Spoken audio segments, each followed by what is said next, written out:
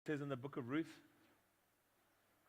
when Boaz speaks to Ruth, he says, do not rebuke her, do not embarrass her, speak kindly to her. I know some of you know the story, but there's some new people here. I was doing a study on the book of Ruth. I preached in Cape Town. I flew to Joburg. I preached in Joburg. I got on an airplane. I had to fly down to Durban. I had to preach in Durban. And I got on the airplane. I was tired. I was busy. I'd done weddings. I'd preached at different places.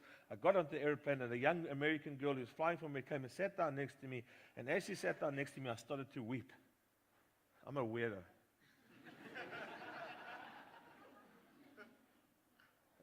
I can still feel the pain that I felt in the airplane. I started to weep. She turned to me and said, "Oh, you're right." I said, "I'm fine. Are you right?"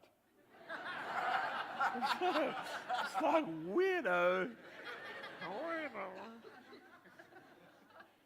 And then I read the book of Ruth, and it says, don't embarrass her, don't rebuke her, speak kindly to her. And I turned to her and I said, your boyfriend's abused you, hasn't he? And her eyes filled up with tears. She said, how do you know that? I said, I don't know.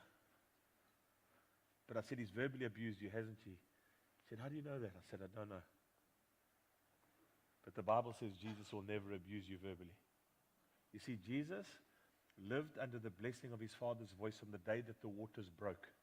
That means he never responded to criticism. He never threw back what was thrown at him.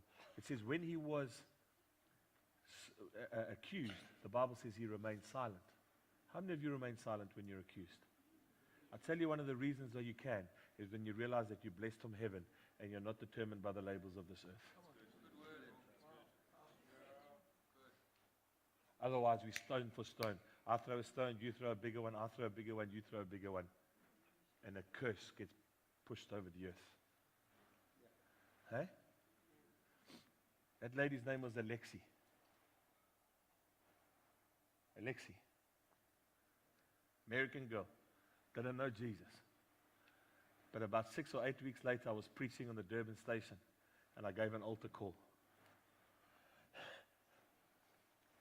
And I saw that American girl walk down the aisle and give her life to Jesus. Wow. Because she realized that there's a man that would never abuse her verbally. And his name is Jesus. Amen?